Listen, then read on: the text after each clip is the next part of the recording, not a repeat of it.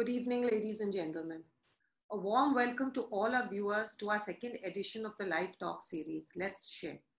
These are personal stories of hope, courage, and positivity. All speakers on this journey have either been caregivers or have been through the cancer journey themselves, and they help us understand what it takes to travel this journey and what is the effect of the journey on them. They are all those who have showed exemplary courage and positivity through different walks of life that they have come from. We will hear the story today of Dr. Chaturvedi. Today we are in conversation with Dr. Vasudev Chaturvedi. Welcome to the show, Dr. Chaturvedi. We are very happy to have you here with us. Thank you. Thank you so much. My pleasure. The talks in this session they address emotional, physical, and spiritual areas, among others. Dr. Chaturvedi has been a caregiver and a cancer survivor himself.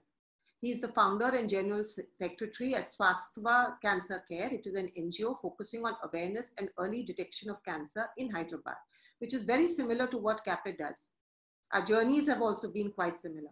Dr. Chaturvedi's career spanning the last 50 years has been involved with private as well as public sector, governmental, multinational, non-governmental, and multilateral organizations. At the age of 74, as you will see today, he is still full of life. His passion is to create awareness and early detection through screening for cervical, oral, and breast cancers in women over 40 years in rural India and in SAARC. He's very passionate about the girl-child vaccination for HPV, and we will talk to him about how he wants to go about it.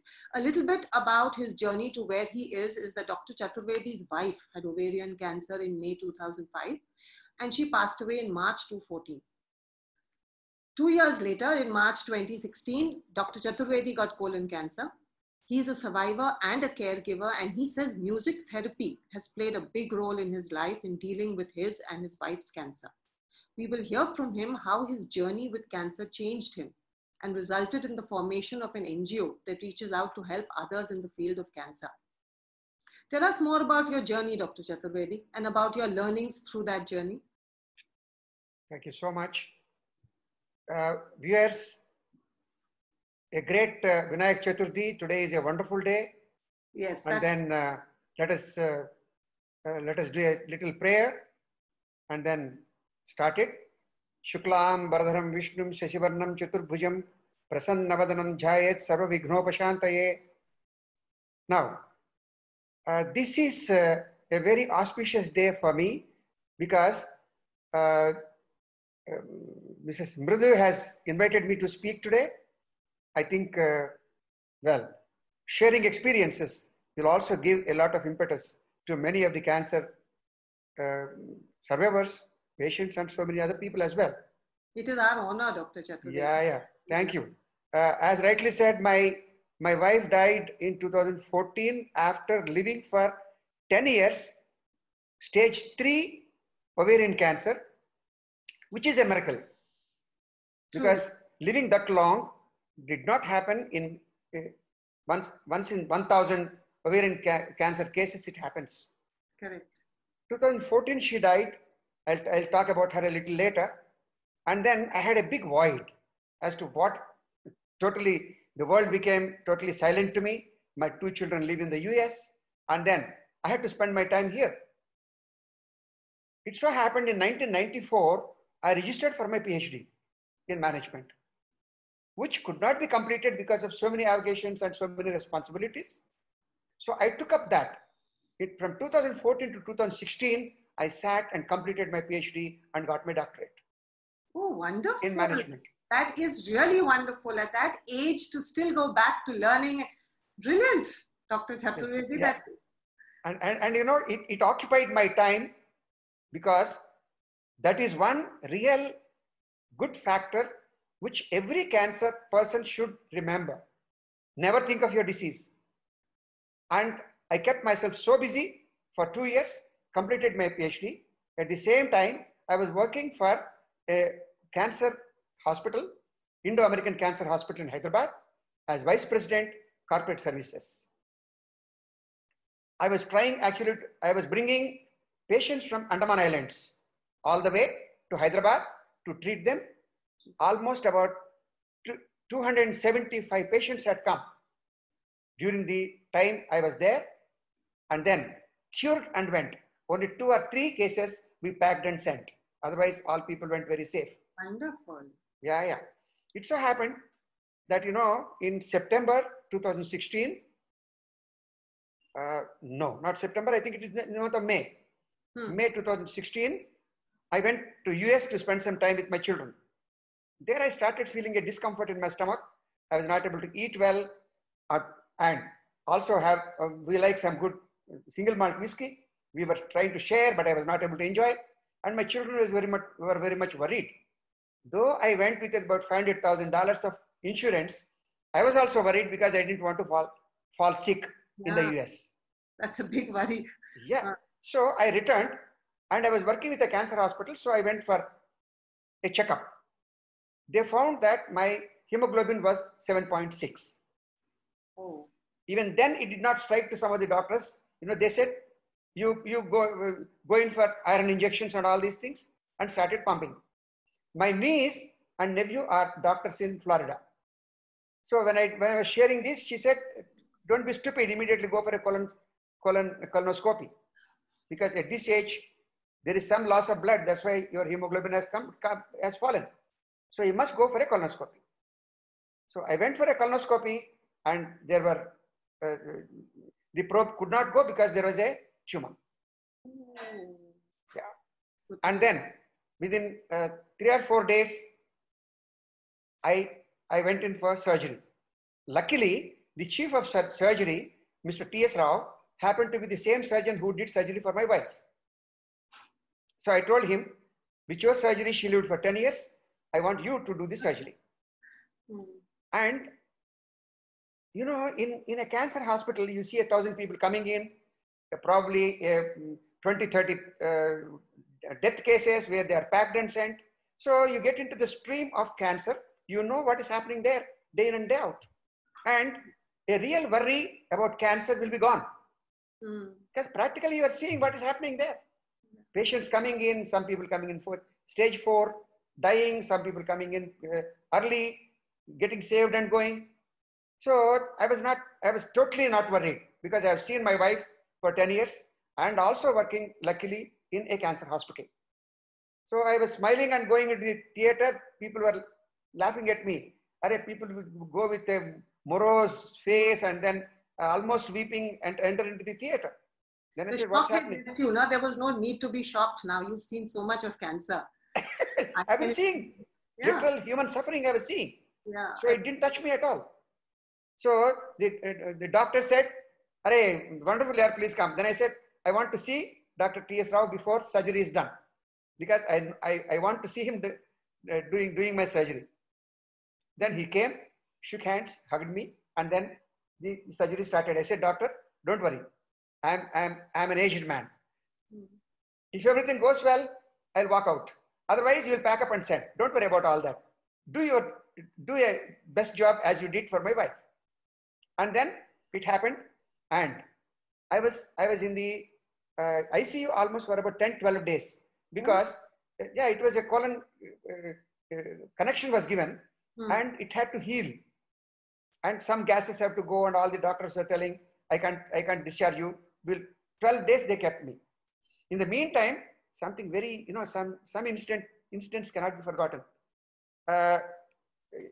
One of the patients from Andaman Islands had the surgery, and he wanted to come to me personally and then say thank you very much, but I was in the ICU. So he wrote a slip and sent, sir, I wanted to thank you for all the help you have done, but I understand you are also having a surgery and you are in the theater. I am leaving you in the hands of God. That's the message he has written and went. I started getting tears because the affection people have, really, that is the way people show affection. That you have created, Dr. Chatur, when you do for people and you're helping them, that's what you get. I mean, that's what it's all about. Yes. The love and the care you get from completely unknown people. Yes, I did four screenings in 4 islands in Andaman Islands. I took my doctor's team and did screening for cervical cancer and then saved a lot of people. All of them where we traced were brought to Hyderabad and treatment was given. Wonderful. That's my mooring. That's my mooring with Andaman Island. I like it so much. That Wonderful. way, probably there is a link with me and some islands. I did similar work in Maldives. There is one Maldivian Cancer Society of Maldives. One Jue is the president. She likes me most. I like her most because we do common work and then with dedication and commitment. Yeah, like-minded people. I see. I'm an executive committee member and also a director for international relations in Cancer Care India. So I brought her into cancer care, and then a team of doctors, we went to Andaman Islands. We visited, and it is speedboat travel, and then it's a great experience. And we started. But it is medically still neglected. Yes, they don't have that much care at that end. The Northeast, the Andaman Nicobar, it is. And it is a big news when you go, and then when an Indian team is coming and doing screening, it goes viral. People will think that is the concern India has for us, and also they also realize that screening is important. Yeah. So that is what that's what really has given a lot of impetus to us. So this is how it happened. Then I started taking my chemo. This oxaliplatinum is such a dreadful drug. Let me tell you. After 4 years, I still get some itching in my hands and also numbness in my feet. It is because of oxaliplatinum. So this is something for the patients to know that there are terrible drug. Effects, but that is okay. Exactly. There are side effects. Yeah, terrible drug. I'm not scaring people, but I'm only trying to tell. This is what happens. And then I took 7 rounds and told the doctor, sorry, enough. Well, let anything happen. I don't want to take anymore because protocol was 12. Okay. I said, let me stop. And then I switched over to alternate medication. I have a friend of mine who does a little herbal product combinations and giving. He makes all the combinations. Not that some branded thing is brought and given. No. And, luckily, as luck would have it, my lymph nodes got filled, which needed, and when biopsy was done, we found it cancerous again. Oh, Lord. Yeah. But then my Ayurvedic doctor said, don't worry, give me 1 month or 1 week you give me. Don't go for chemotherapy. He gave some drug. In 1 week, all the limbs got drained. And then when I tested again, nothing was there. Wonderful. Yes. Let me tell you, people do not believe. And if you really ask a doctor, he will never allow you to go anywhere. When I told my own oncologist in my hospital, they were telling me, don't tell, this is bullshit. If you give, tomorrow they'll come in 4th stage, I won't be able to help them. But then why didn't you allow people to take the medicine of their choice? And the Ayurvedic medicine was giving me no side effects during, in between the chemos. And, terrible. Generally, there will be vomitings, nausea, motions and whatnot, everything. Yeah. And you will not be having energy to take the next chemo. But this drug, these Ayurvedic herbal medicines were giving me appetite to eat, no nausea, no fatigue, nothing. And right from my childhood, of course, I tried to learn music, but somehow it could not get into my mind, except listening to good music. I always spend minimum of about 1 or 2 hours every day. I sit and listen to Carnatic music and good songs, good ghazals and all these things. Now, that is what really helped me to recover. Today, my PET CT says I don't have cancer. My tumor markers are minimum, though I can have about 9, it is only 0.34. And then, yes, and then my ultrasound says I'm totally happy, nothing. Today I work like, as you were mentioning half an hour back, I feel only 55, not 75. That's wonderful. At work. You know, are you still taking those Ayurvedic medication, or is that also over now? See, that is something which tones up even the liver. You know, one more thing, one more fantastic thing is, there is fatty liver for everyone. Whether you drink or do not drink, fatty liver is supposed to be there for everyone. Show me one medicine, English medicine, can reduce it. No. They say take liver 52. Nothing more than that. But fatty liver totally is cured, and your liver becomes as tender as it of a child's liver. Oh. Yes. That is what Ayurvedic drug can do. So you're still taking it as a maintenance almost. You're taking the Ayurvedic medicine just to keep yourself fit and going. 100%. Okay. I take two things. Pardon me, the public also will take it kindly. At 75, I can be happy. You know, I take Ayurvedic medicines for maintenance. I take 2 small single malt, the best single malt in the world, 2 times a week. Perfect. That makes me happy. Perfect equation. It keeps you happy, keeps you going. You have so much energy. You're doing so much of good. It must be the perfect prescription. Yes, when I keep a glass of whiskey next and then sit at my computer, I don't know how the time is passing. I complete my task and then I get up. Perfect. So well it happens. So now, it's all But I wanted to ask you, Dr. Chaturvedi, that when I was reading your story, you said that there were others in the family also who got cancer, right? Yes, there was a sister-in-law, there's a cousin, all of them. Yes. Did they also go on the Ayurvedic medication? Is it something to do, I mean, was it genetics? What is it that, was there any connection? Did you find out anything about? Unfortunately not. You see, 1995, my cousin's wife got ovarian cancer. Okay. Taxol and all that, I'm sure you know the names of the medicines that are used. Correct. Taxol came into India at that time for the first time. And doctors also were not knowing how to use Taxol. High doses, very fast drip, used to upset her a lot. And we used to feel miserable seeing her suffering. Yeah. So that time cancer was really, there was not enough knowledge on cancer in 95. And doctors also did not have enough experience with these drugs. Yes. And she died. For some time she was okay, she was driving her car, and subsequently there was a relapse and she died. At that time there were more fatal cases than saved cases in the 90s. Yeah. That was the first death of cancer in our family. Second is my wife. Third, my cousin who lost his wife, his grandchild got blood cancer. Oh. From India, they went all the way to California. He works in Google, he's a director. And then there the treatment is given in the best hospital, but nothing could happen. Nothing could happen. The boy died. And that has given... How old was he? Was he very young? He was 10 when he died. Oh, childhood cancer. No, he was 12.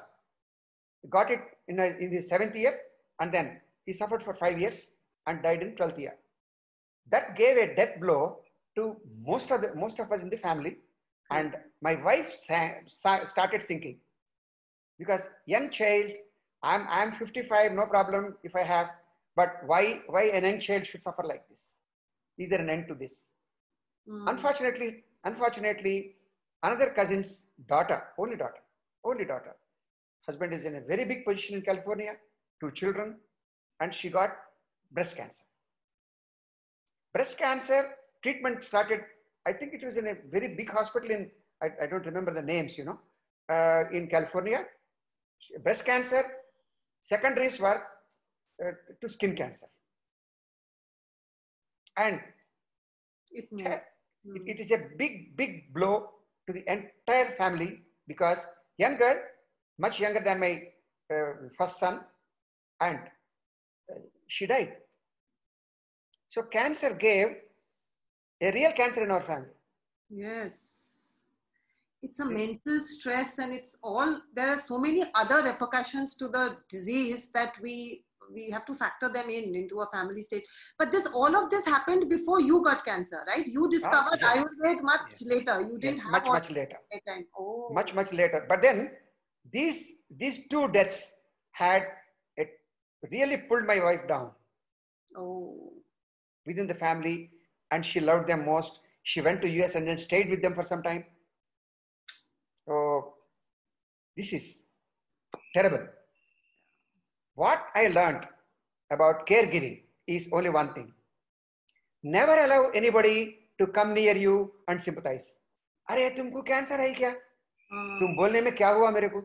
What happened to me? You are only intensifying my cancer. Yeah. It so happened when I took my wife for an ultrasound to a hospital where I was working as a vice president.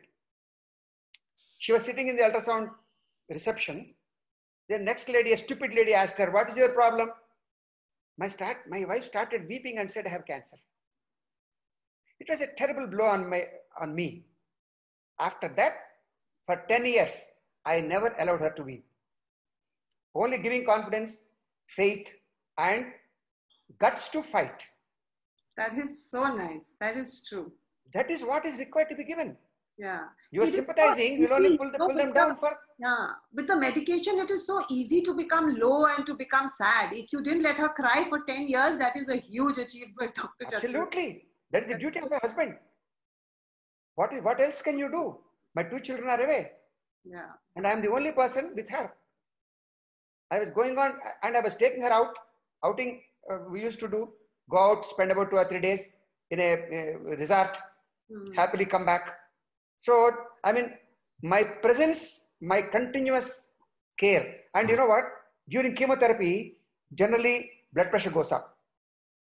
And then there can be so many things that can happen in the body. It happened once. I called the doctor and then seen that proper attendance is given. So I was not leaving her alone during the chemotherapies. Stop all my work, sit down, and then be with her from the time the chemotherapy is over, especially after surgery. After surgery, she had to be attended to. I used to give her bath and then give her dress, give her food, and escort her like you call a father, or husband can be a father. Why not? Of course, you're a caregiver. So you're saying love and positivity. Is that the most? That's care. And that's building confidence.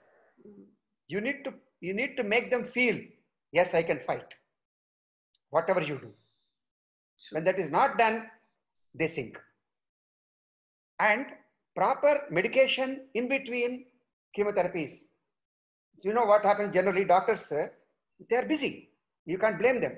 They see your blood test, whether WBC is low or RBC is right or not, and then immediately say, go ahead.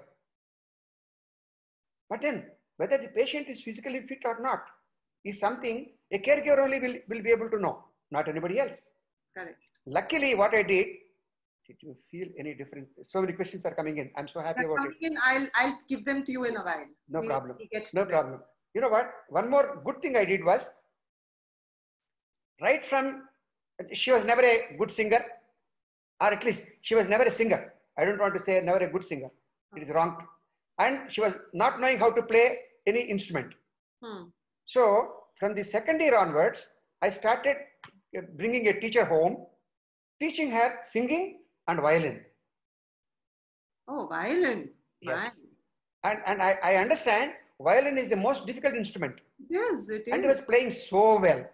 Oh, lovely. So well. And then this music avocation and has kept her so comfortable, and still I believe it's not the chemotherapies that were given for 10 years, but only the music avocation and making her forget that she's sick is more important. I forgot saying that. You should keep them so busy that they should forget that they're sick. That's what I do for myself. Of cancer. Shouldn't be thinking of. So, you're saying that music, you believe that music is what helped you. You didn't give up hope. In all those 10 years, you didn't for a minute think that this could be, the cancer could go rise or it could become fatal. That did not come into your mind. Never. See, cancer is cancer. Whatever should happen will happen. But how best you'll be able to give the quality life to the patient is something your concern should be. Okay. That's what I have learned. Advice, yeah. Those are in a decade time I spent with my wife. Now, So this is that's what I was love, telling. Sorry? that is positive. So that's love, that's positivity. You have to give them something to do. Now you're saying music is what really worked for her, and it kept her distracted from thinking about the disease and going into that loop of, oh my God, I have cancer and all of that. That negativity didn't come into the... Absolutely. Wonderful. Absolutely. Wonderful. That is something which, and also you must give her so much of confidence. Yes, you can fight, you can win. That, see, ma'am, my personal feeling is medicines work only 30%. Your willpower, Correct. your confidence, and your fighting spirit is 70% for any cancer survivor. Absolutely, I agree. I'm practicing it. Today I'm like this. Yeah, we can see. I mean, you're talking about your wife, but you're also somebody who's been through cancer, been through chemo. You seem to have all the energy and all the positivity that is needed. So who took care of you through your cancers? Who was there for you? Who took care of you when you had cancer at that time? Who was there? Really, my two children came with 1 month gap. One boy stayed for 1 month. The other boy stayed for 1 more month. Okay. Subsequently, I was doing it myself. You know what? I was not feeling sick at all. You'll be surprised to say, you know, there was a tender that was to go on the day I had my chemo. From 10 to 2:30, I sat and had my chemo. Came back, sat with my staff. Before 12 midnight, I had seen that the tender was done and sent. I had the energy to do that. What made me do? I'm not bluffing. I'm telling you the truth. You know why? What made me do that is, during that time I was working on the tender. I didn't even remember that I was sick. So it's all mind power. It's all in the mind that you're saying, right? You don't think about it. You build confidence. You keep going. It's literally mind over the disease. Absolutely. Absolutely. This is what the disease told me. And then I told the disease how to behave. Did music help you also through your disease? Of course. Even today, I listen good Carnatic music of M.S. Subbulakshmi or Bade Goda Mali Khan and ghazals and things. Yes, all these I listen at least for about 1 or 2 hours intermittently, in between, like I am doing this now, Zoom. After that, for half an hour, I listen to music. Music. Some people try to give you some definitions. So and so music will do for cancer. So and so music will do for headache. So and so for anxiety. There's special music for anxiety. There's special music for different ailments. Yeah. That is the business spirit of a music teacher. He wants to make money out of that. Otherwise, any music is music. Correct. That soothes your tensions, gives relaxation, and gives you pleasure. That's what cures cancer. Your tensions increase. Yeah, tensions increase. That the medicine only cures the disease, but everything else cures the person. It has to heal the person also. No? Yes. So the person is healed with a lot of other things. Yes. It cannot be just the medicine that does it. Absolutely. Another point, of course, I was a non-vegetarian, though I'm a Brahmin, but then I moved into vegetarian food. Vegetarian food is something that helps recover faster. Okay. This is what diet is also necessary. I'm telling you with personal experience. I hope it's not to offend people who are non-vegetarians and all that, but this is what I learned from out of my personal experience. And your wife was also vegetarian? Yes, she was right from beginning. My family, nobody touches non-vegetarian. I was traveling a lot, so sometimes you get some foods you don't get.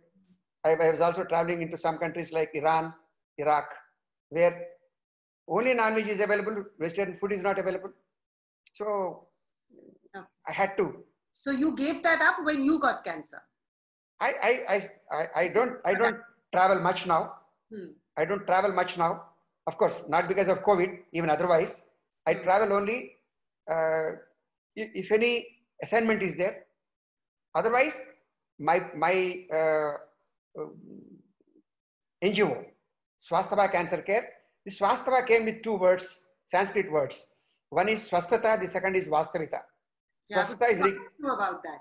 Swasthata is recovery. Yeah. Vastavita is reality. This is the message I wanted to give to everyone, especially for cancer people. You can recover. And another thing I wanted to tell you. Now I move into villages while doing the cancer things. It's a big taboo in villages that somebody has a cancer. They think the family will be boycotted. There will not be any marriages in the family and so many other things. It is so unfortunate. My heart bleeds when I listen to that. I tell them cancer is not contagious. My disease is my disease, your disease is your disease. Now people do not know that. And people think life is over with cancer. Correct. There can be a conjugal relation. There can be childbirth. There can be marriages. Everything can happen. In fact, I'm now planning actually to start a portal on matrimony for cancer survivors. Beautiful. What a great idea. Yeah, I want to do that. You know how much service you will be doing to people? Absolutely. But again, this is people who are aware, who can understand this. How do we get this information to villages? Because villages are still living in the old information. They may not come to a portal like this. But this is the awareness that you and your organization and my organization do is exactly that. It's like getting to the villages and breaking all the myths that they have in their head. So I wanted to ask you that through all this cancer of your wife and then your cancer, people would normally be more focused on getting well and getting their life going. How did you move to starting an NGO and running an NGO and doing this for other people? I mean, how did that shift happen to take away from time from your own care and your own healing and move to doing this for other people? Actually, it so happened that, you know, the CEO of the cancer hospital happened to be an IPS officer, retired. Oh, okay. And we were moving very close for 3 years. He and I, both of us left at the same time. And then we were thinking what we should do. But then, by then we understood what exactly the suffering is in villages because of lack of knowledge about cancer. People were coming in the stage 4 where nothing can be done except palliative care. And then I thought it is our duty to see that people do not give more comfort to people and do not suffer like we did. My president, so that IPS officer has become my president. He is Mr. R.P. Singh. He was police commissioner, the Director General of Police, once upon a time when N.T. Ramarao was was the chief minister. So he and I lost my wife. My treasurer lost his son for with blood cancer. There's another vice president. He lost his father and sister for cancer. Like this, what we thought, we all grouped together and formed this, saying that whatever we suffered, let us see that people do not get this type of suffering for anybody. And then, simple awareness was not enough unless it is followed by screening. So we started screening. Cervical cancer and oral cancer have a relation. HPV. You know about it. And this HPV is very high, especially in Telangana and Andhra Pradesh. Throughout India, I don't want to put it only to that. So wherever there is cervical cancer, there will be oral cancer also. Or head and neck cancer because of HPV. Then you talk of breast cancer. These are the 3 which are very prominent throughout the country. Correct. We thought, see, we can't take 128 cancers and start looking into it, isn't it? You have to prioritize, no? Yeah, you must choose. Like you chose only cervical cancer. You must choose only whatever that little that can be done. So these 3 cancers we have taken and we started screening in the villages. Luckily, there were some sponsors. You know, NGOs always go empty hands. Empty hands. We need a support. Correct. So some support was coming in and we were able to do this type of program. Then the Principal Secretary Education, very, very noble man, one Dr. Janardhan Reddy, I went to him and told him, sir, it is necessary that we should teach children of 8, 9 and 10, which is the puberty age, about cancers, about bad habits, about menstrual hygiene, personal hygiene, and about HPV. He said, it's a good idea, please go ahead. Then we prepared a proposal. He immediately said, see, in government, giving money is difficult. Giving permissions is very easy. Permission is easy. But bad habits, what do you mean? Sorry? When you say tell them about bad habits, what do you mean by bad habits? Smoking. Okay. Liquor. Alcohol. Yeah. So substance abuse of any kind. Yeah, smoking, liquor. And more so when companies like ITC and other people are trying to encourage children with hookah bar, then electronic cigarettes, vaping. Yeah.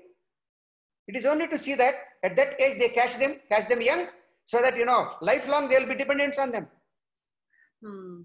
This is the plan of these tobacco companies. For years now. It's been so many years. So many years. And every time they innovate new products so that youngsters will be tempted.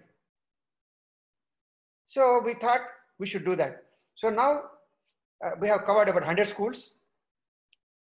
Fantastic results. And we also declared the school as no tobacco school. Oh, wonderful. Yes. We monitor.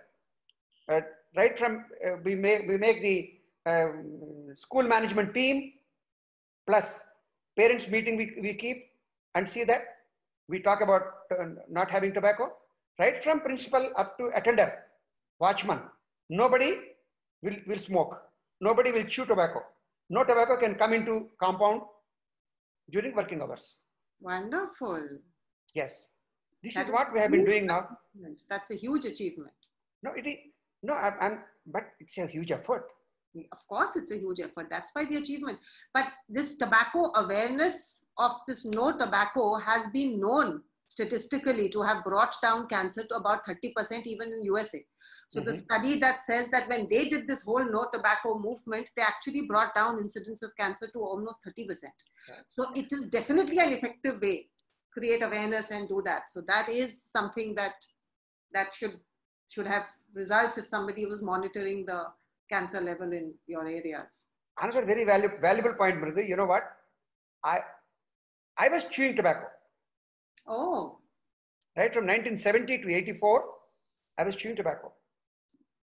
I was maintaining a pipe and Havana cigars and all that. I used to travel a lot. So every duty-free shop you can get real Havana cigars. And it was a style.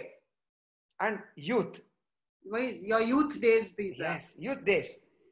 84, my children started growing. Then I thought it's something I should give up. Overnight, I gave up. But. Oh, very good. Yeah, overnight. Willpower. Yes. But from 1984 up to 2016, nothing happened, but it resulted in colon cancer. You would say that chewing tobacco resulted in colon cancer? 100%. Oh. This is what I tell children when I go. Do you see me as a cancer survivor? They say no. But it is true. I'm a cancer survivor. I got cancer because of tobacco. I got surgery done. I show the photographs to them. And my personal experience really makes them understand. I also make them take a pledge that they will not touch tobacco.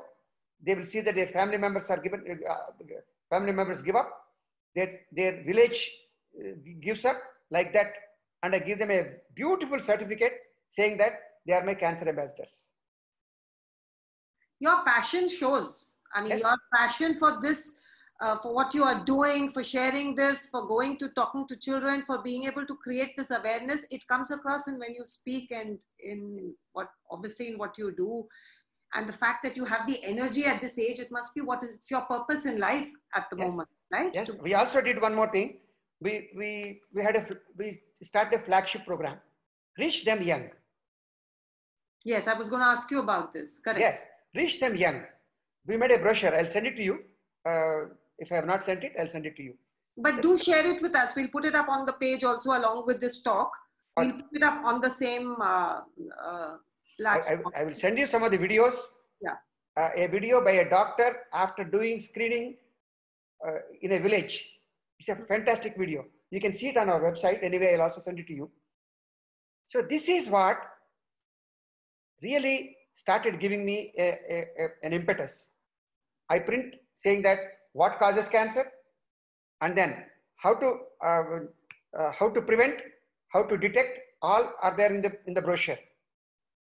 And then that brochure is given to every child.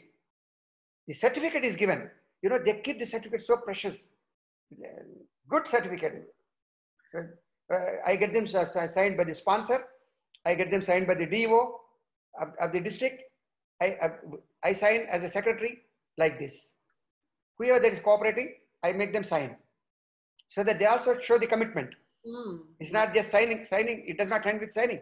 Signing is something that brings responsibility on them. True. So this is Wonderful what. Concept. Sorry. Wonderful concept.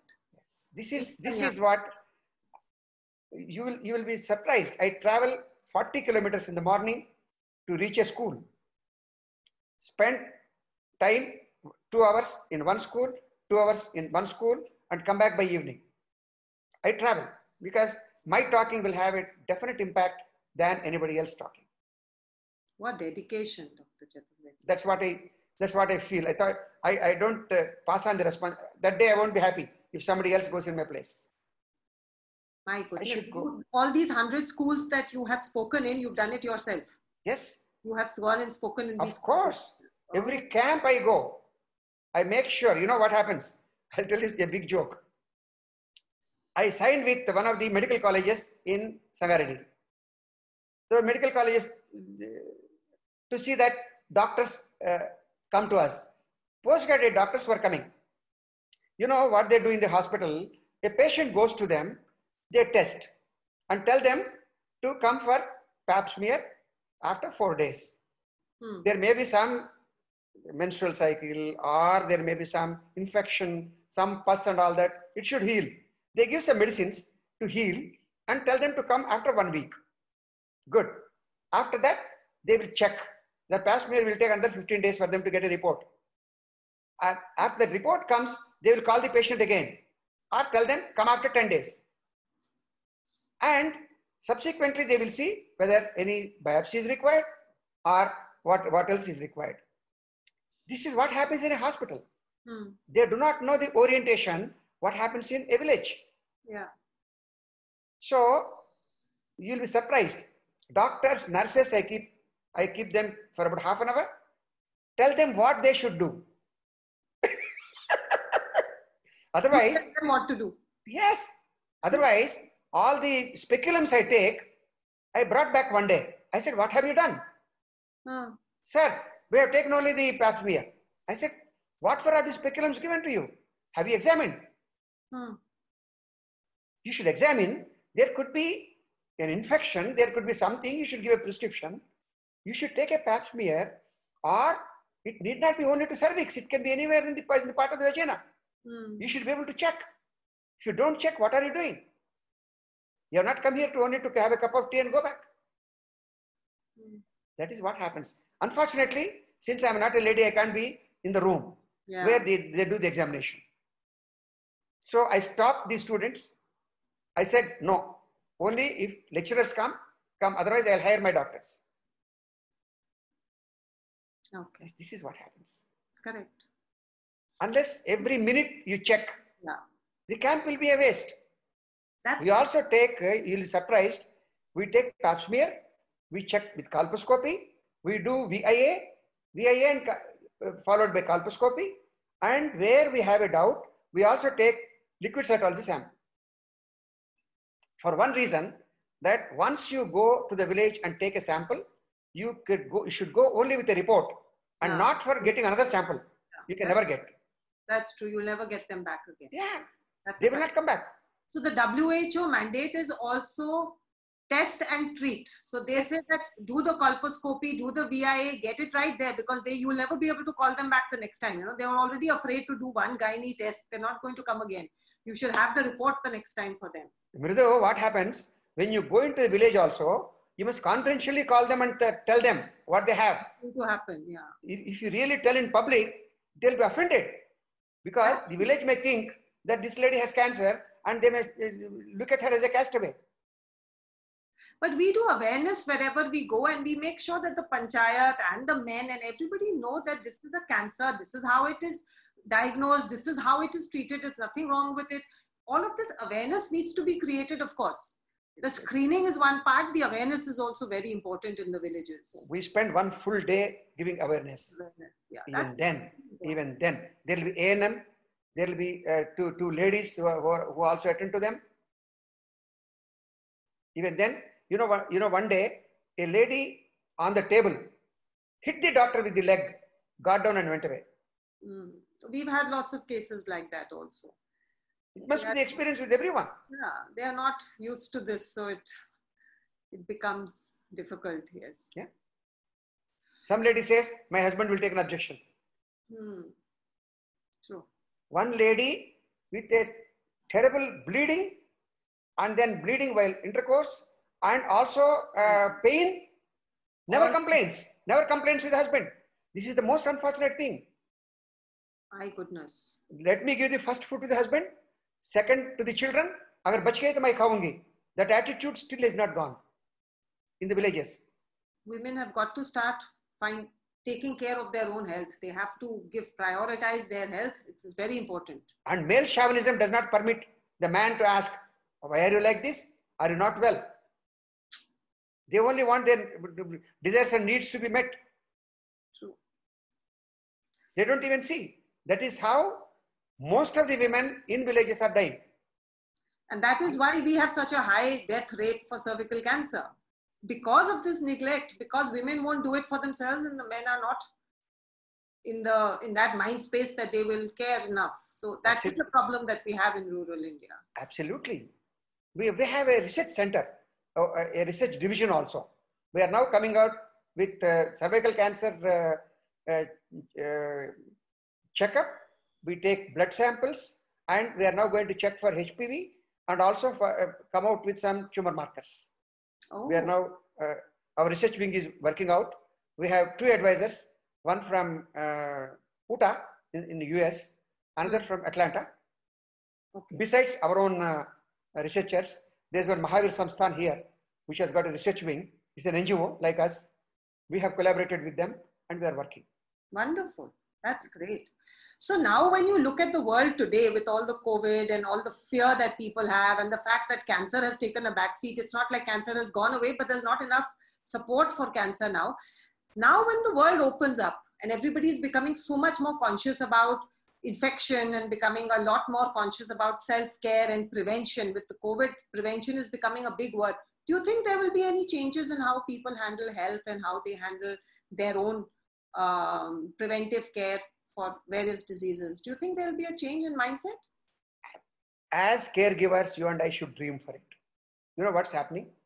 Today, because of COVID, cancer is ignored.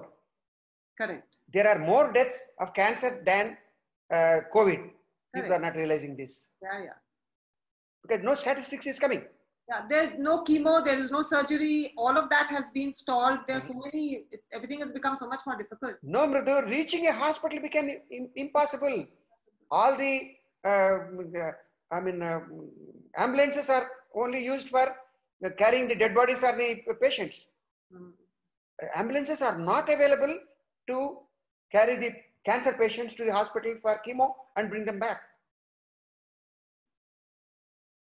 And still in remote areas, they reverse the cot and with ropes, 4 people carry the patient. It is still happening. Can you believe? My goodness. Yes. Yes. I'll show you one of the I'll send you one of the presentations I did in Bhutan previous December, 2019 December. No, 2018 December. There was a SAARC Federation of Oncologists conference. I went and made a presentation.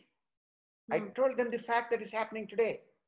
I also told the doctors, my friends, don't think you are doing a great human service. You are only treating those patients who are coming to you to the hospital. But who is sending you patients? I am sending them. You are forgetting that. grassroots people, don't forget, don't ignore them. You must train all the NGOs on how to detect, how to send you. This is what should be part of the curriculum. Correct. NGOs training on screening techniques. I'm very happy to tell you, Bombay Tata Memorial started a training program on cervical cancer. I sent the mail to you, probably you have received it. But even NICPR is doing the same thing with the same echo. I sponsored 6 people for this program. 2 of my doctors who are treating, who are helping us. 3 scientists who are working on cervical cancer, and 2 nurses. I sponsored for this program. They are attending this program now. Great. That's wonderful. Yeah. Grassroots level needs to learn all of this. Yes, so can we take a few questions now, Dr. We should take. Sure. Okay, so there is the first question. According to you, is Ayurvedic medication underrated in healthcare industry in India? Yes. The reason being, unfortunately, unpalatable to many of the specialist doctors. They think it's a threat to their medication. Because there is not enough research on the Ayurvedic. There's not enough paperwork that proves the success of Ayurvedic medicines. There is enough research. There is one separate board for Ayurvedic. But then, what they are doing, God knows. Things are not coming out. Okay. And some of the doctors who are treating, they are doing very, very well. That should be spoken about. So you think healthcare industry should be able to integrate Ayurveda? Holistic medicine must be the caption we give. It can include even chemotherapies and English medication. But holistic medicine is something that will take the whole body, not only English medicine. That's my experience. You're coming from a place of experience. That's why I just say my personal, thank you so much. It's a very valuable question. Right. Another one is, did you feel any difference in the behavior of your family and friends prior and during this phase? This is what you were saying, that a lot of people look at cancer differently. Did you experience that? Not in educated families. You know what? The first thing I did was, I stopped all relations coming and seeing my wife. Because they will come and show hamdardi. To no consequence and no benefit except making her sink. I told them, you carry infection, don't come. For 1 year, I never allowed anybody to come except her parents or my parents, whom I warned, don't speak anything about her disease. That is how, sorry? No, sorry. Aap batao. Sorry. See, that is what any caregiver should do. Patient should not be allowed to sink. Nobody should come and show sympathy. I don't want. You remember there is one wonderful picture. That fellow says, bichara. No bichara. No patient is a bichara. Patient is patient. Patient needs to recover. Help the patient recover. Don't make them sink. Don't describe. Yes, I have seen my next door person had cancer and he died. Suppose something is told to the patient. What will happen? What are you doing? And people are capable of talking like that. True. So the last speaker we had, Kajal Palli, last time, she was saying that when she had cancer, there were a lot of people in her family who got cancer. And she's saying, we used to hear a lot about kya karam kare hai tumne, tumhari family mein itna cancer hai.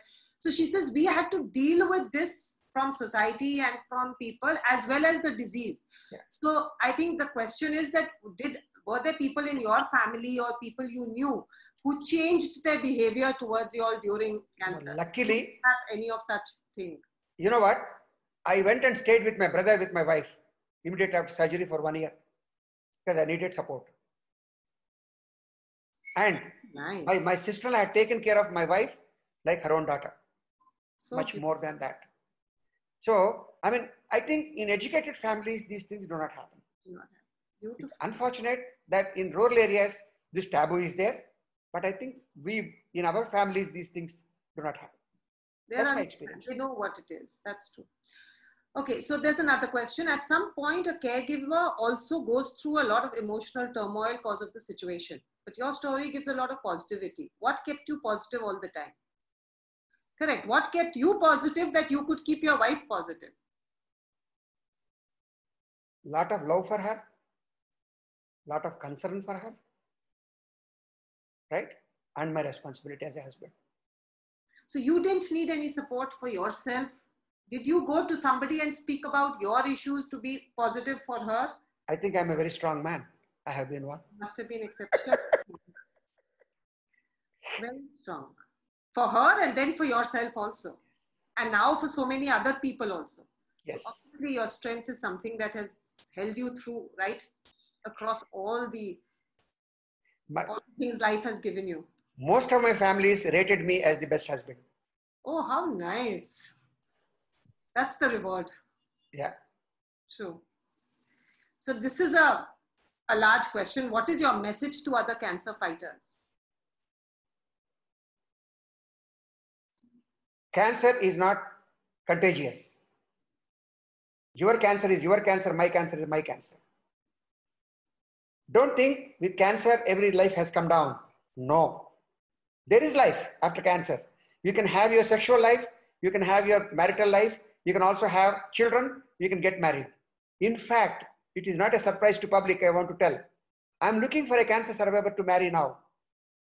Oh, so that I can support her and she can be a support to me. Absolutely. You need companionship at this age. Yes. Why not? I need somebody. I'm finding it very difficult to live alone. I can do service to her. She can do service to me if required. Absolutely. And you're a sign that cancer is not the end of life. Look at the amount of energy you have. That should be something for all cancer survivors to see. And she can't infect me with her cancer. I can't infect her. So what is wrong? That is so positive. That is just wonderful. And if you cooperate, we'll really create a matrimony column. Cancer survivor matrimony. We'll work together. Beautiful. Yes. So the next question is almost the same thing. What are your views on life? Has this concept or has this disease changed your mind because of cancer? I mean, whatever your views of life are, did they change because of cancer? Yes. I have become stronger. I want to really fight. And I want to see that my rest of the life is spent only to do service to people. It's for the God to decide whether he wants to keep me or take me away. I'm sure he'll keep me because I'm doing honest, sincere service to people. So beautiful. Have I answered the question? So beautiful. That is beautiful. You're saying that cancer made you stronger, but you were strong even before. So it must have made you really strong now that you can take on all of this. Yes. Another question came. Cancer is a disease, empathizes what? Empties our pocket. How did you deal with financial crisis? Cancer is an expensive disease. That is a very valuable question. It had cost a lot for my wife and also for me. Correct. For 10 years, to give a quality life, I had to melt my landed property, bank balance. Well, what ultimately I could do is my personal satisfaction that I've given very wonderful and quality life as long as she lived. But I don't carry any property. I carry the satisfaction. That is beautiful. That is so nice. But then you could do it. How do you think other people will be able to do it? Not everybody has the means to actually fight cancer for so long. That itself is a depressing thought that, I don't have the money to be able to deal. We've seen it a lot. Financial aid for cancer patients is a huge area that everybody is running around with. I have a panel. See, luckily, still the document has to come. Indian Cancer Society is patronizing Swasthava Cancer Care. Okay, so I'll get support from them. Correct. They have got their accredited hospitals where for those people, I'm not talking of people who can spend. for people whose family income is not more than 2 lakhs and where the doctor certifies that the patient survival of chances are more than 50%, they will provide for surgery, chemotherapy, radiotherapy and all these things. So I'll bank on them. Plus, I'm also creating some corpus slowly so that, see, I know it is a very difficult area to deal with patients. That's why I have still not taken up that. I did only about awareness and early cancer detection, but government of Andhra Pradesh and Telangana have got a scheme known as Aarogyasri.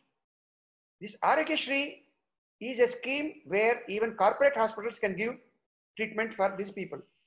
But the gap is that they start taking only when it is diagnosed. Our screening does not give diagnosis. It's a pre-cancer test. Correct. It's not a diagnosis. We'll have to get a biopsy done somewhere before. Biopsy done or PET CT done or a mammogram done. All these things have to be done. Who will give money for that? That's why I'm making a project where some money is given for that also. I'm now approaching corporate for 10% of the total people. I want to cover about 54,000 people, women in coming 3 years. 18,000, 150 per camp, 10 camps I want to do every month.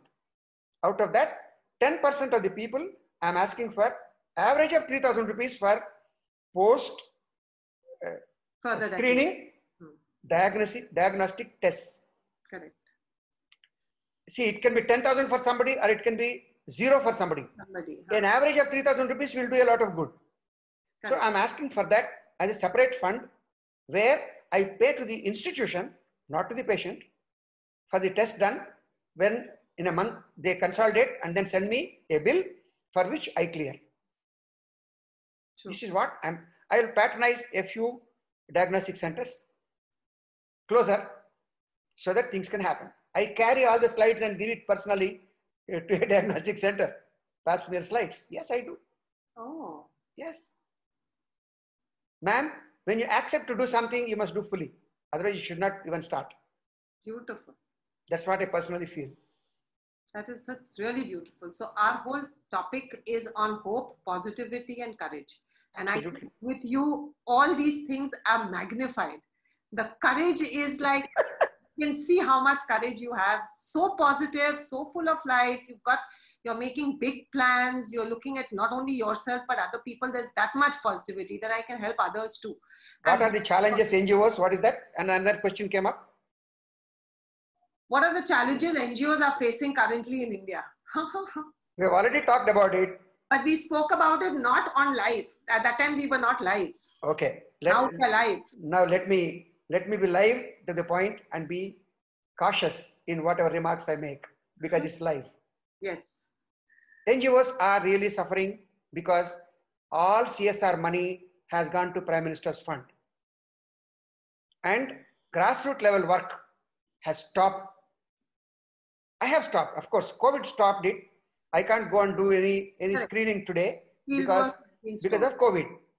Government, state governments and government of India has not given permission. Correct. But when they give permission, what do? NGOs cannot spend their money. They are not corporate. I don't have any money. Right. So I'll be sitting like a lame fellow, both the hands cut. That's what is the fate of NGOs today for coming 1 year. This financial year. We have to tide over. Yeah. Somehow to get there through. Could be some corporate who would have saved some money. You should be able to tap them and then get the support. Correct. Money has either gone to the PM CARES fund or it's gone to COVID. Either way, it's been divided between these two areas and exactly. There is nothing for any other cause at the moment. All other causes have taken a back seat. And Government of India funds for NGOs are not coming out. Correct. See, I went to my health secretary and then asked for funds to do programs on tobacco. She said all money is going for COVID. and she must take permission from government for any money to be given, because in their scheme on tobacco control, Government of India Tobacco Control Program, National Tobacco Control Program, there is a clause. They must encourage NGOs, but they did not say that NGOs can be given funds. Government doesn't give funds. They encourage you by giving you permissions and giving you infrastructure or whatever. You can go to schools, you can go and talk about it in bastis, you can work with police, you can work with that, but they don't give funds. But Mrudu, tell me something. We are working in spite of them. Correct. They're all running around. Do we need their support? Except some government clearances if required. Yeah. If a government school you have to enter, you need government permission. Correct.